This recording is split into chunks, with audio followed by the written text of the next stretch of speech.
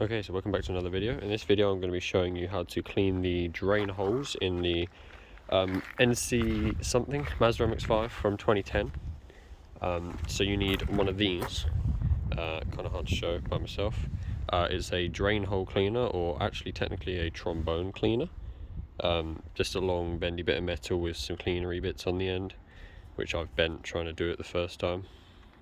So you need one of these. And then you need your MX5 with the roof kind of partially up like this. This is just for the soft top. I'm not sure if it differs with a hard top. Don't have one of those, so I wouldn't know. So then, if you can see just in there, that hole, just there, that's a hole. If you need to put it in there and bend it almost round to that direction, and then it should go through the holes which the water drains into and poke out the bottom of the car, and then you just pull it through, and anything that's in there comes out, supposedly. So you just kind of feed it in from this way. You get, there's the hole.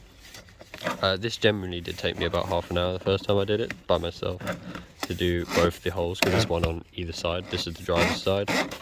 It's also quite hard to tell if it's actually going in the right way, because sometimes it comes up through this bit, which is not what you want. So it's quite hard to know. I can actually see a leaf in there. I don't know if you can see that. So that's the type of stuff we're looking to clean out, because that's what's going to be blocking the drains, obviously.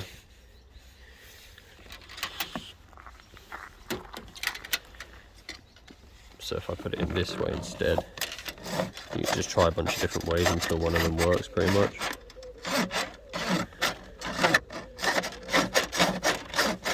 I'll be back with you once I've got it. Okay, so it's in now. If you can see the hole in there, that's the kind of angle you're looking to put it in. This is from the driver's side.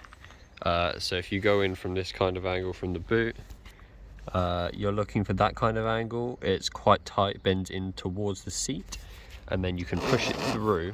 Mine had quite a bit of resistance, which hopefully means something actually came out, which is good. Then if you go under the car, you should see it poke out. And don't pull it back up through, because there's bits inside that could only allow for one-way travel, if you know what I mean. So if you just pull it through like that, and then a couple of leaves came out, a bit dirty on the end, meaning that dirt's no longer in my drains. So that's a mission success. And then you just rinse and repeat for the other side.